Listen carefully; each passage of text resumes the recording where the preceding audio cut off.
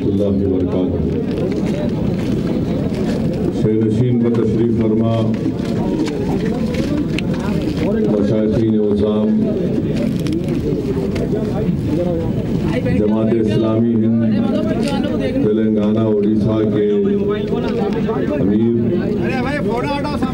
कुलीन मजलिस तामीर मिल्लत के नायब सदर, मुस्लिम यूनाइटेड फ्रंट के सदर, मौजूद उलमा इकराम, मेरे अजीज दोस्तों और बुजुर्गों, मैं अपनी जानिब से हमारी जमात मजलिस इत्तेहादुल मुस्लिमीन की जानिब से आज के एहतजाजी जलसे में मसले के ऊपर इस एहतजाजी जलसे में शिरकत करके मुल्क और कौम को इस मसले के ऊपर एक पैगाम दिया। मैं इन तमाम का शुक्रगुजार हूँ। सदर जलसा ने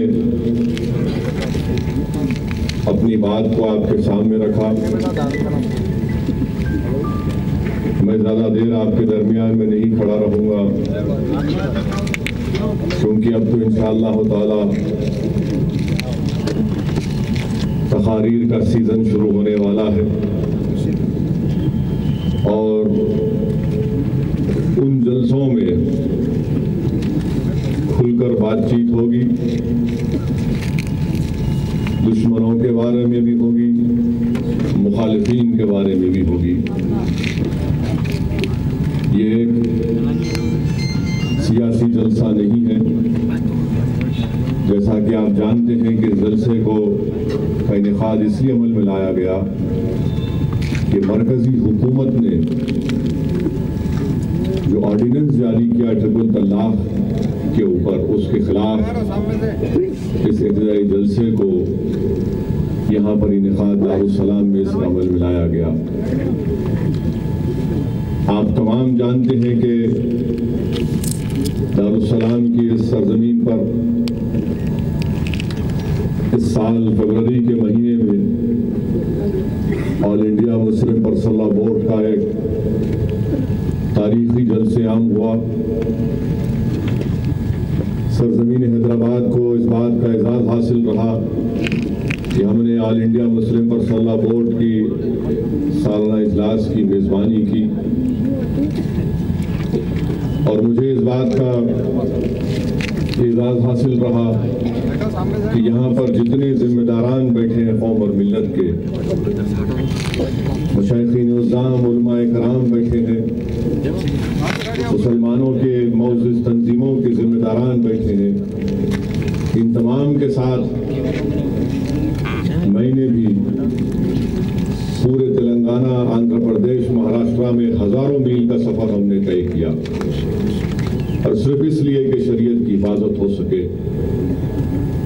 शरीयत पर अमल करने की तलकीन लोगों को दी जा सके, ताकि हम अपनी शरीयत की हिफाजत भी कर सकें, माशरे की इस्लाह भी हो सके और लोगों को ये बात बताया जाए कि हालात से हमको समझौता करने की ज़रूरत नहीं है, ना हमको खौफ खाने की ज़रूरत है। मेरे अजीज़ दोस्तों और बुजुर्गों, ऑर्डिनेंस हिंदुस्तान के इख्तिदार पर बीजेपी की हुकूमत है, उन्होंने ऑर्डिनेंस को जारी किया और इस ऑर्डिनेंस में बहुत सी गलतियां हैं जिसका जिक्र अभी तमाम जिम्मेदारों ने किया।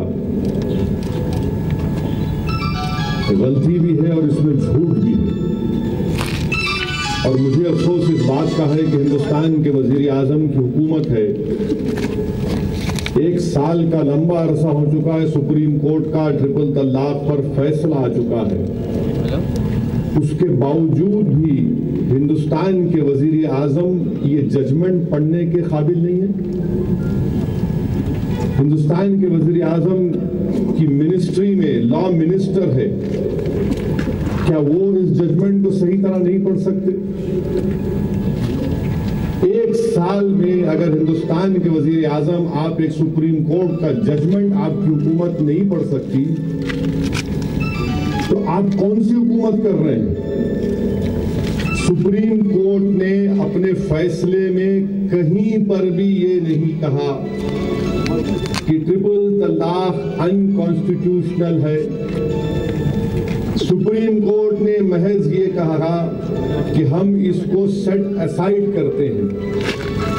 मैं जानता हूं कि हिंदुस्तान के वजीर आजम दुनिया के मायानाज कानूनदानों में उनका शुमार होता है। हमारे हिंदुस्तान के वजीर आजम जूरिस्प्रूडेंस के बहुत बड़े काबिल तरीन जूरिस्ट हैं, मगर कम से कम वजीर आजम आप पढ़ लेते कि कहीं पर भी सुप्रीम कोर्ट ने ट्रिपल तलाक को अनकॉन्स्टिट्यूशनल नहीं कहा। आपके ऑर्डिनेंस में आप कहते हैं। हम क्यों इसकी मुखालिफत करते हैं? इसलिए मुखालिफत करते हैं कि एक तो ये हमारी शरीयत में मदाखलत है, दूसरा आपका ये ऑर्डिनेंस हिंदुस्तान के आईन, हिंदुस्तान के संविधान के फंडामेंटल राइट के खिलाफ है। ये ऑर्डिनेंस मुस्लिम खवातीन के खिलाफ है। ये ऑर्डिनेंस मुस्लिम खवातीन से इंसाफ के बजाय नाइंसाफी करेगा। ये हिंदुस्तान के आईन और संविधान के फंडामेंटल राइट के खिलाफ क्यों है? इसलिए कि हिंदुस्तान के आईन में मसावात, राइट टू इक्वालिटी है और हिंदुस्तान का संविधान ये कहता है राइट टू इक्वालिटी, सब बराबर है। अब अगर इस ऑर्डिनेंस को एक मुसलमान मर्द के खिलाफ इस्तेमाल किया जाएगा और कोर्ट उसकी गलती को मानता है और सजा देता है तो उसको 3 साल की सजा, और अगर कोई गैर मुस्लिम होगा जिसको दूसरा कानून है उस कानून का इस्तेमाल होगा तो कोर्ट उसको 1 साल की सजा। क्यों आप मुसलमानों को 3 साल की सजा और गैर मुस्लिम को 1 साल की सजा? ये नफरत क्यों? ये नाइंसाफी क्यों?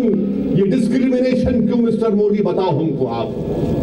हाँ, हम जानते हैं कि आपके गुजरात के दौरे इख्तिदार में कई मासूम लोग जेल में थे, जिसमें हैदराबाद के भी बच्चे थे, वो तमाम बरी हो गए, मगर ये कानून डिस्क्रिमिनेटरी है। ये ऑर्डिनेंस राइट टू इक्वालिटी के खिलाफ है, हिंदुस्तान के फंडामेंटल राइट के खिलाफ है। और सुप्रीम कोर्ट का केशवानंद भारती केस में साफ तौर पर कहा गया कि दस्तूर के, संविधान के फंडामेंटल राइट के खिलाफ जो कानून बनेगा वो अनकॉन्स्टिट्यूशनल है। आपने गलती की। दूसरा, ये क्यों मुस्लिम औरतों के खिलाफ है? बाज हमारी बहनें हैं जिनको गलत बावर किया गया, वो बड़ी खुश हो रहे हैं। अब आप बताइए कि बर्डन ऑफ प्रूफ, यानी औरत को कोर्ट में जाकर साबित करना पड़ेगा कि ये शख्स जो मेरा शौहर था इसने मुझे 3 मरतबा तलाक कहा। अब जब वो हमारी बहन कोर्ट में जाएगी, उस घर के कौन से लोग आकर उसकी ताईद में खड़े होंगे? कोई नहीं खड़ा होगा, कोई नहीं खड़ा होगा।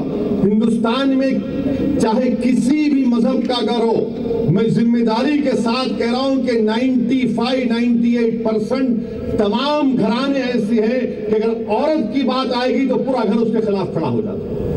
ये हकीकत है। अब कौन उस औरत की ताईद में खड़ा होगा कि कोर्ट में? औरत को साबित करना पड़ेगा कोर्ट में, इसलिए औरतों के खिलाफ। और जब अगर फर्ज करिए ऑर्डिनेंस में कोई जाकर शाह इनायतगंज पीएस में कंप्लेन कर दिया कि ये शख्स अपनी बीवी को 3 मरतबा तलाक बोला, इंस्पेक्टर साहब बुलाए उसको, बुला के पूछे हस्बे रिवायत क्या है, हिस्सा क्या है? तो वो शख्स बोलेगा मैं बोला ही नहीं पहले। तो इंस्पेक्टर साहब बोलेंगे आप क्या करना, तुम्हारा अंदर बिठाना, क्या करना? तो वो शख्स बोलेगा देखो साहब मैं 3 मरतबा नहीं बोला, 1 मरतबा बोला। अब इंस्पेक्टर को क्या खाब पड़ा, पहले तो उनको मालूम ही नहीं है क्या किस्सा है। अब वो शख्स अगर एक मर्तबा बोला, चलिए इंस्पेक्टर बोला नहीं तुम 3 मर्तबा बोले, औरत सही कह रही है, उस पर केस बुक करिए, जेल को भिजा दिए। उन्होंने मौसूफ वो जो पागल आदमी है जिसको दीन के बारे में कुछ नहीं मालूम, यकीनन 3 मर्तबा तलाक बोलना गुनाह है, गुनाह है, गुनाह है। वो जेल को जाएगा या जहां नहीं भी गया तो बोला ठीक है, अब मैं 90 दिन तक इंतजार करता हूं, उसके बाद तो हो जाता। उसके बाद क्या होना इस औरत का? तो मोदी साहब उनकी हुकूमत कानून लेकर आई, ऑर्डिनेंस के भाई इसको जेल को भिजा दो, उसके बाद जेल में रह के उन्हें औरत को अलाउंस देना। फिर इनकी गलती, हमारे कानून में औरत को अलाउंस तलाक डिवोर्स के बाद मिलता, और कौन सा ऐसा मर्द है जो अपनी बीवी से जुल्म किया, उसको 1 मर्तबा 3 तलाक कहकर गुनाह किया, वो जेल में बैठकर पैसे देगा उसको? कौन देगा बताइए आप? इसलिए औरतों के खिलाफ है। फिर अगर उसको सजा हो गई 1 साल की, फर्ज करिए 6 महीने की या 2 साल की, तो ये ऑर्डिनेंस ये बोल रहा है कि शादी रहेगी। क्या वो औरत 1.5 साल तक अपनी जिंदगी इस नालायक, नामाखूल और गुनाहगार के साथ चिपकी हुई रहेगी? और जैसे वो जेल से बाहर निकलेंगे तो कब बीवी क्या उनका फूल का हार लेकर ठहरेंगी और गायकी के बहाव फूल बरसाओ मेरा महबूब आया? नहीं, ये सोचने की बात है। मैं ये इस तरह के नारे सुनने के लिए नहीं कह रहा हूं। ये भी औरतों के खिलाफ है, नाइंसाफी। फिर ये ऑर्डिनेंस का अजीब व गरीब सेक्शन 2 ये बोलता है कि अगर कोई ट्रिपल तलाक कह भी दे तो शादी नहीं टूटती, वो भी सुप्रीम कोर्ट ने कहा मानते। अरे भाई, जब शादी नहीं टूटती तो फिर आप केस किस बात का करेंगे? मेरे भाई, ये कानून का गलत इस्तेमाल होगा, इस ऑर्डिनेंस का ये अनकॉन्स्टिट्यूशनल है, आईन के खिलाफ है, संविधान के फंडामेंटल राइट के खिलाफ है, मुस्लिम खवातीन के खिलाफ है। और इस कानून, इस ऑर्डिनेंस के जरिए आप देखेंगे कि हमारी बहनों को, पहले ही हमारे पास बहुत बड़ा ये बीमारी है, डिजर्शन बढ़ेगा, औरतों को घर से बाहर कर देंगे। कौन आएगा इनकी मदद के लिए? तो लोग पूछते कि ठीक है, अब बताओ तुम्हारे पास सोल्यूशन क्या है? सोल्यूशन ये है कि इस्लाम में शादी जन्म जन्म का साथ नहीं है। हमारे पास जन्म जन्म का साथ नहीं है, हमारे पास कॉन्ट्रैक्ट है, सिविल कॉन्ट्रैक्ट है। इसका सोल्यूशन ये है कि हर बाप को ये इजाजत है कि जब काजी निकाह पढ़ेंगे तो वक्फ बोर्ड से जो बुकलेट मिलती, उसमें आप ये लिख सकते, ये कंडीशन है वक्फ बोर्ड के निकाहनामे में, बुकलेट में, कि अगर खुदा ना खास्ता, लाखों बार खुदा ना खास्ता अगर शादी टूटती है तो मैं बहैसियत बच्ची का बाप, उसके वली, ये लिखता हूं, और अगर आप ये कंडीशन मंजूर है तो निकाह होगा। कंडीशन क्या है कि अगर खुदा ना खास्ता तलाक होगी तो मेहर का, पहले तो तलाक अगर होगी तो ट्रिपल तलाक नहीं, और अगर होगी खुदा ना खास्ता ट्रिपल तलाक तो मेहर का 3 गुना या 5 गुना आपको देना पड़ेगा। ये कॉन्ट्रैक्ट है। वायलेशन ऑफ कॉन्ट्रैक्ट को वायलेशन आप कोर्ट में डालिए, जीत जाते आप। और फिर सुप्रीम कोर्ट का फैसला खुद कानून है। हिंदुस्तान की संविधान आइन की आर्टिकल 141 ये कहता है कि कानून है, जो इसकी खिलाफ वर्जी करेगा 6 महीने की सजा। मगर यहां पर सिर्फ इस तरह का कानून बनाना क्या है कि इसका गलत इस्तेमाल हो, औरतों से इंसाफ नहीं होगा, औरतों पर बर्डन ऑफ प्रूफ होगा। अच्छा, इतनी मोहब्बत अगर बीजेपी की सरकार को है तो आप एक करिए ना, एक 500 करोड़ रुपए का अलोकेशन करिए। 1 पैसे का अलोकेशन नहीं, सिर्फ खाली हवाई बातें, खाली जुमले। हम जो मैंने बात पार्लियामेंट में कही थी, आज फिर कह रहा हूं, इस मुल्क में कानून अगर बनना है तो उन औरतों के लिए बनना है जो शादीशुदा हैं, अपने शौहरों के साथ नहीं। इस मुल्क में 24 लाख ऐसी ख़वातीन हैं जो शादीशुदा हैं, अपने शौहरों के साथ नहीं है, जिसमें 22 लाख नॉन मुस्लिम हैं, हमारी हिंदू बहनें, जिसमें हमारी एक भाभी भी है। नहीं, सही है, आप अभी सुनिए, उनको भी तो इंसाफ मिलना। और उन्होंने तो कह दिया कि जब वो बुलाएंगे हम चले जाएंगे। आप बुलाते ही नहीं, क्यों नहीं बुलाते आप? क्या उनके अच्छे दिन क्यों नहीं आते आपके पास? अच्छे दिन आने चाहिए ना उनके भी। तो डिजर्शन एक बहुत बड़ा प्रॉब्लम है, और मैं इस बात को अलल ऐलान इस बात को तस्लीम भी करता हूं कि मुसलमानों में ये सोशल ईवल है। आज से 3 दिन पहले हमारी एक बहन दारुसलाम को आई थी, हामिला है। यहां खाली आहें भरकर मत जाओ, चीखे मार कर हा करके मत जाओ। कुछ जो पैगाम दिया गया उसको समझो, सोचो और अमल करो। वो हमारी बहन हामिला है, उसके शौहर ने उसको घर से इसलिए निकाल दिया क्योंकि उसकी अम्मा ने कहा कि तू छोटा फ्रिज लेके आई, बड़ा फ्रिज नहीं लाई। अब आप बताओ मेरे भाई, हम किसको मौका दे रहे? क्या किसी औरत को आप फ्रिज के ऊपर? तो बच्ची इतना हमारी बहन रो रही थी कि सिर्फ यही वजह है। अगर मेरी आवाज उसके शौहर तक, हाफिज बाबा नगर तक पहुंच रही है तो मेरे भाई सोचो, जुल्म मत करो। अल्लाह के पास तुम्हारी मेरी सबकी पूछ होने वाली है। तुम अगर आज इस दुनिया में उस औरत से नाइंसाफी करोगे तो याद रखो, जब खबर में जाओगे जवाब देना पड़ेगा। जब हिसाब किताब का दिन है, वो हक है, होगा, उन सबको, हम सबको हिसाब देना पड़ेगा। जब वो तुम्हारी ये बीवी खड़े होकर कहेगी कि एक फ्रिज के नाम पर अल्लाह मुझे इसने घर से निकाल दिया, तो खुदा की कसम तुम्हारे पास कुछ नहीं होगा। अपना लो उसको, गलती को मानो। और हम आपसे भी कह रहे हैं कि इन बुराइयों का खात्मा करो। जो अभी बताया गया आपसे कि भाई अगर ताल्लुकात खराब होते, दारुल खज़ा है, बैठिए, बड़ों को, खानदान के बड़ों को बिठाइए। ये कुरान में जिक्र है, गलतियां हो सकती हैं, खत्म करो। और फिर ये बार बार हमारे वजीर आजम बोलते कि नहीं मुसलमान औरतें बहुत बैकवर्ड है। नहीं है, माशाअल्लाह से हमारी बहनें ताकतवर हैं, अपने राइट्स को जानती हैं, वो लड़ना जानती हैं, बात करने का तरीका भी जानती हैं। और ये बात हमको समझना है कि आज के मौजूदा जमाने की जो हमारी बच्चियां हैं वो 25 साल पुरानी हमारे बीवियों की बच्चों की तरह नहीं है। ये तेज है, इनको दुनिया देखे हुए। मिसाल के तौर पर एक टेलीफोन मुझे आया किसी हमारी बहन का, तो फोन किए, बोले असद साहब कहाँ हैं आप?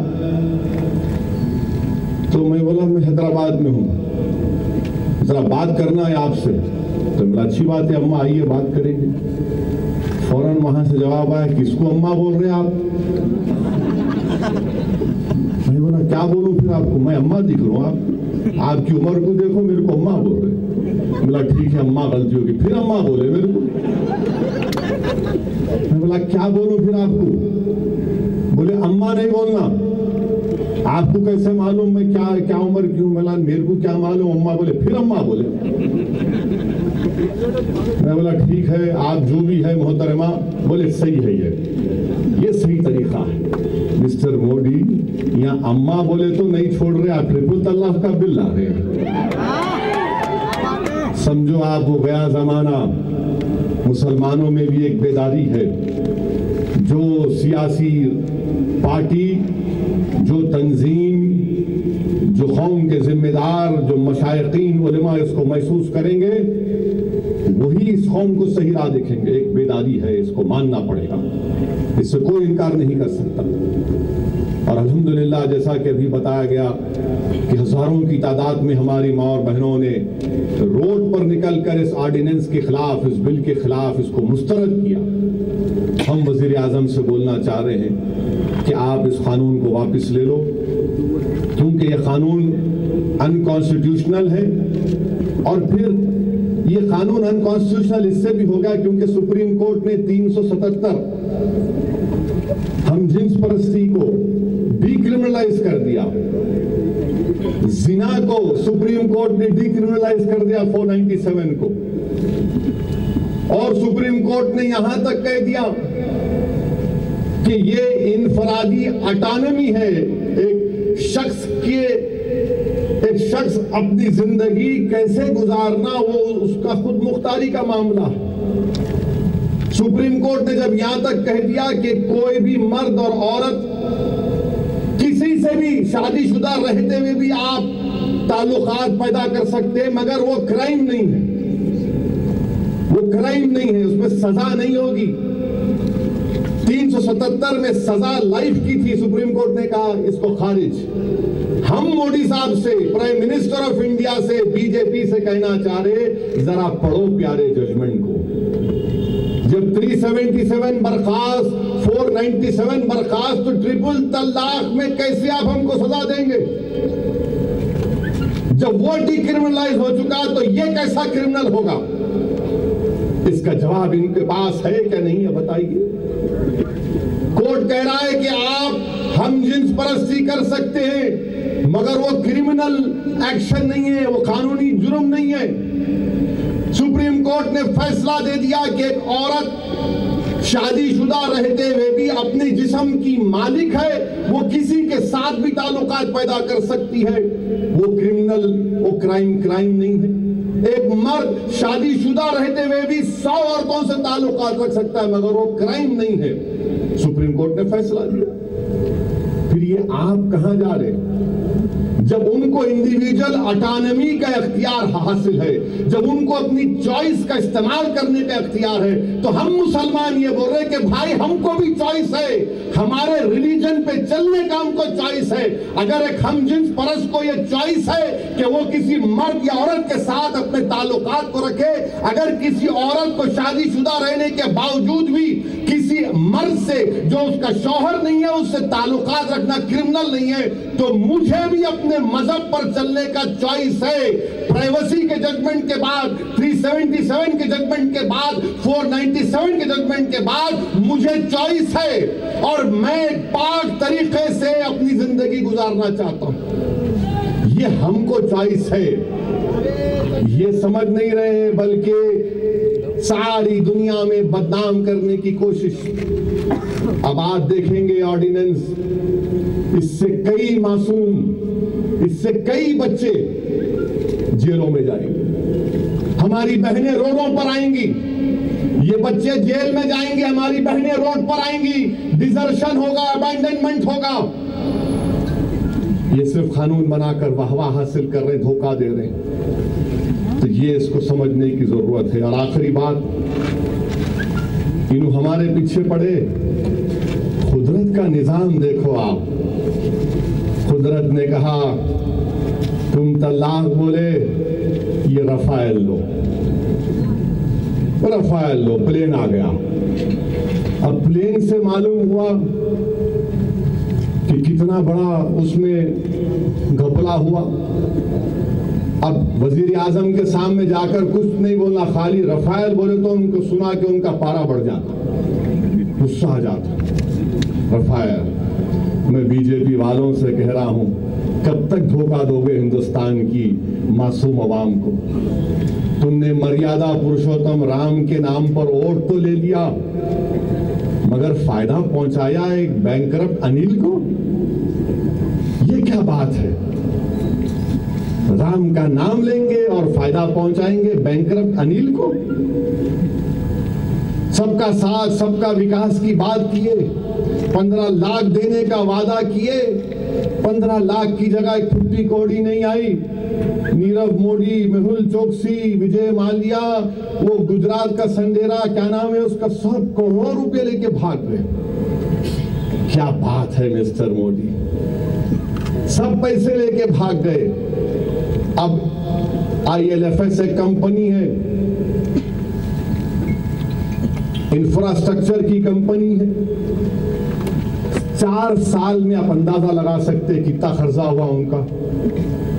4 साल में माशाअल्लाह इनकी जब से हुकूमत बनी, सुना के करीब 900 या 9000 करोड़ का खर्चा होगा। कहां से, किसने दिया भाई? हमको नहीं मिले। हम तो वही गरीब, वही मुसलमान परेशान। ये कौन लोग हैं जो गरीबों का पैसा लूट कर भाग रहे हैं या लूट रहे हैं? इसकी फिक्र नहीं है वजीर आजम को। पेट्रोल 85-90 रुपये होगा तो तवज्जो हटाने के लिए ट्रिपल तलाक। डीजल 80 रुपये होगा, ट्रिपल तलाक। रफाल निकला, ट्रिपल तलाक। विजय माल्या बोले ट्रिपल तलाक। मेहुल चोकसी को अपना भाई बोले, ट्रिपल तलाक बोल दिए। राजस्थान में नैया डूब गई इंशाअल्लाह, ट्रिपल तलाक।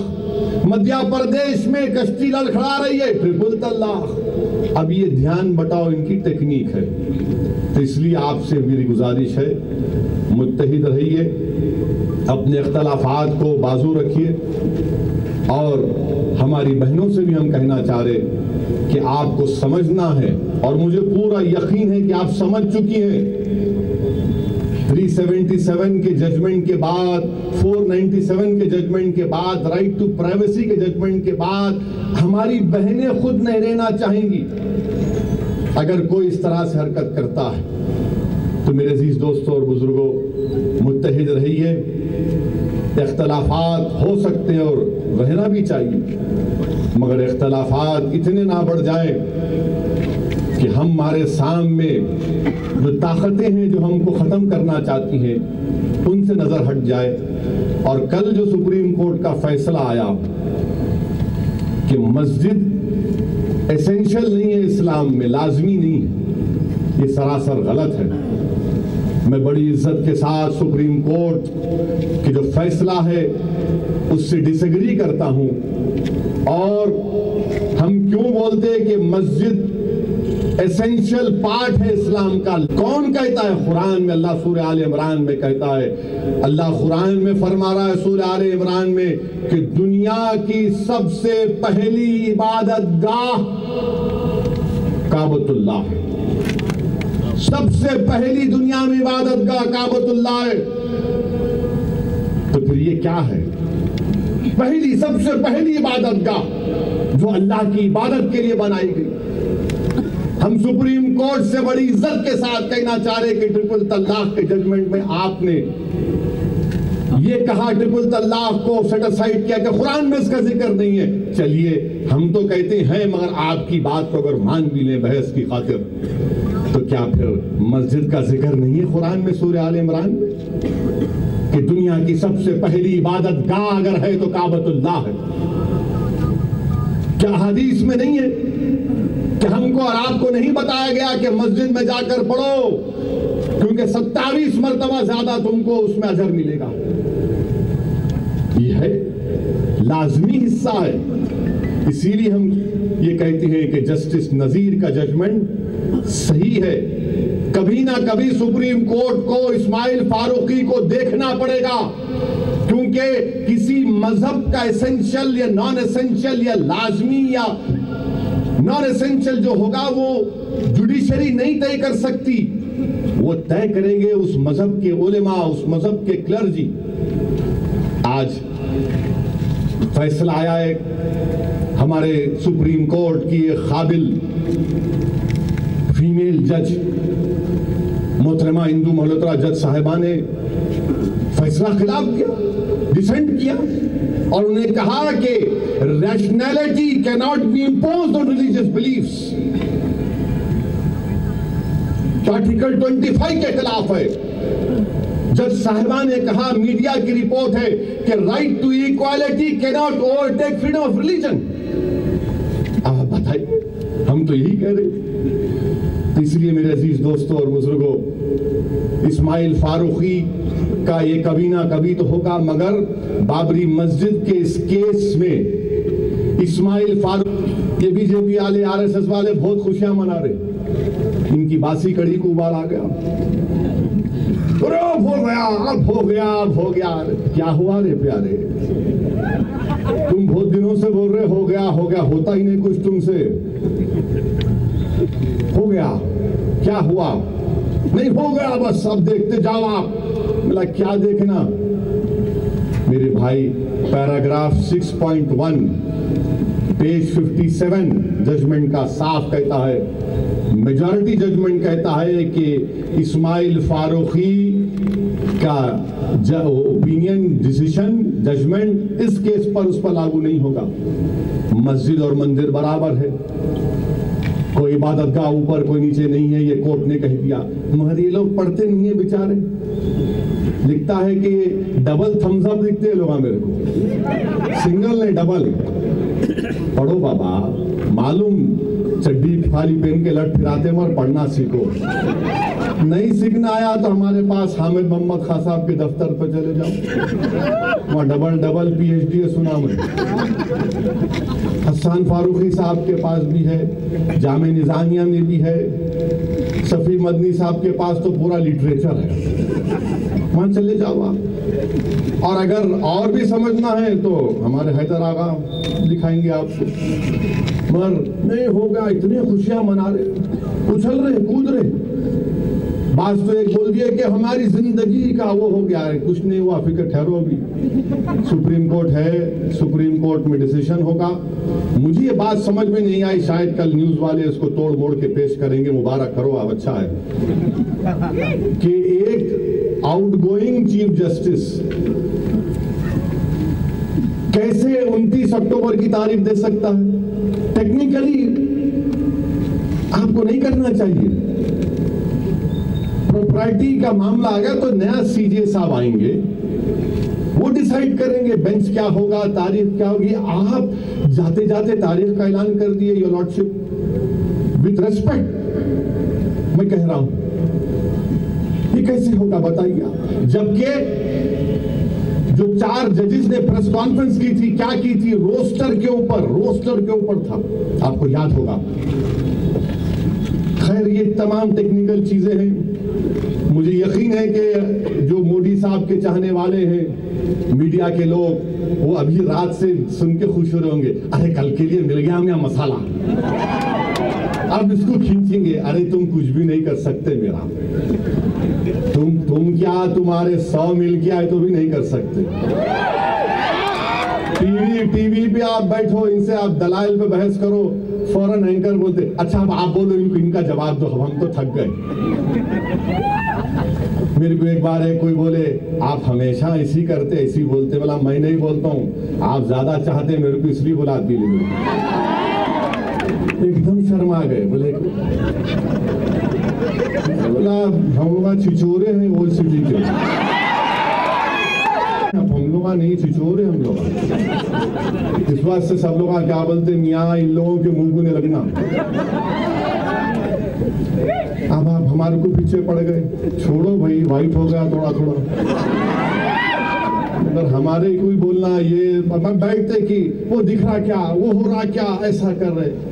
मैं टीवी पे कल बैठा हुआ बोल रहे कि ये ऐसा है, ये वैसा है। यानी एक साहब तो बीजेपी के बोले कि नासा के सैटेलाइट से फोटो निकाले। बोले हाँ नासा के, मतलब क्या निकाले? फोटो निकाले। मतलब पहाड़ खोद के कुछ निकला या इसी? मैंने फोटो निकाले। मतलब एक चैलेंज कर रहा हूं, कल सुप्रीम कोर्ट को जाके बोलो यार लॉर्डशिप, नासा की फोटो ये है, हम भी देखेंगे क्या होता। मगर दिमाग में हिंदुस्तान को एक हिंदू राष्ट्र बनाना, और याद रखिए ये RSS के जो मोहन भगवत आंखों में धूल डालने की कोशिश करे और बोले कि हिंदुत्व उस वक्त तक मुकम्मल नहीं है जब तक मुसलमान नहीं है उसमें। मैं उस वक्त भी कह रहा, आज भी कह रहा हूं कि RSS के एक सरसंचालक थे जिनको ये लोग बहुत बड़ा मानते हैं, गोलवालकर, जिसने 1960 अपनी पंजनिया के आर्टिकल में लिखा कि हिंदुस्तान में मुसलमान रह सकते हैं, नमाज भी पढ़ो, जुम्मे की नमाज को जाओ, मगर नाम बदल दो। रहमान है तो नाम राम कर लो, मोहम्मद है तो मधु कर लो, और अगर नहीं करेंगे तो जिस तरह विक्रमादित्य ने खून की होली खेली थी, जिन लोग बाहर से आए थे वो होगा। ये है, इसका इनकार करो आप तो मेरे भाई, इसलिए पढ़ना जरूरी है। पढ़ो, ये दीन के तकाजे, दीन का मुतालबा ये है जिसको आप और हम मानते हैं कि पढ़ो, इल्म हासिल करो, मस्जिदों को आबाद रखो। देखो तुम मस्जिदों को छोड़ दिए, इसीलिए कह रहे हैं कि मस्जिद एसेंशियल एलिमेंट नहीं है। तुम मस्जिदों को आबाद करते रहोगे, तुम फजर की नमाज में भी जाओगे, मगरिब, असर, जुमा, जोहर सब में जाओगे तो मस्जिद दिख के आएगी। इसीलिए आज ये माहौल हो चुका है कि हमसे कह रहे हैं कि मस्जिद इस्लाम का एसेंशियल हिस्सा नहीं है। मेरे दोस्तों, ये हम पर मुनस्सिर है। और याद रखो, अल्लाह हमसे कह रहा है कि मस्जिदों को आबाद करो। अल्लाह अहले ईमान से कह रहा है कि मस्जिदों को आबाद करो। अल्लाह गैरों को नहीं कह रहा, अल्लाह आपको, मुझसे कह रहा है मस्जिदों को आबाद करो, मस्जिदों को आबाद करो। अहले ईमान से अल्लाह कह रहा है आबाद करो, मस्जिदों को आबाद करो। तुम मस्जिद को आबाद करो, तुम्हारा घर आबाद रहेगा। तुम मस्जिद को आबाद करोगे, तुम मस्जिदों में जाकर सजदे करोगे, तुम्हारे घर में खुशियां रहेंगी। फिर तलाक का खात्मा हमको करना है। ये सोशल ईवल है, मगर क्रिमिनलाइजेशन से नहीं होगा। और ये ऑर्डिनेंस हुकूमत को वापस लेना पड़ेगा, ये हुकूमत की शिकस्त होगी। अब बहरहाल इंशाअल्लाह ताला अब तो चंद महीने बाकी हैं। हमको उम्मीद है कि फिर से जुमलों का शिकार नहीं होगी, बल्कि होश और अकल को सामने रखकर सही फैसला लेगी। मैं फिर से आप तमाम का शुक्रिया अदा करता हूं और ज़्यादा वक्त हो गया, इससे माजरत भी चाहता हूं। और इंशाअल्लाह ताला जो मेरे दिल में भी थोड़ी तशनगी है, अब एक 5-6 दिन के बाद तो अपनी बैटिंग शुरू होगी। आइए जरूर, बहुत बोलना है, बहुत बोलना है इंशाअल्लाह ताला। और अल्लाह ने चाहा तो इस मर्तबा भी अल्लाह हक को ही कामयाब करेगा और अल्लाह बातिल को शिकस्त देगा। मैं फिर से इन तमाम जिम्मेदारों का, उलमाओं का शुक्रगुजार हूँ। वाखिर दावा अल्हम्दुलिल्लाह रब्बिल आलमीन। जलसा, प्रेस मीडिया, प्रिंट मीडिया तमाम का शुक्रिया अदा करते हुए इस इफ्तिताई जलसे के इख्तिताम का ऐलान किया जाता है।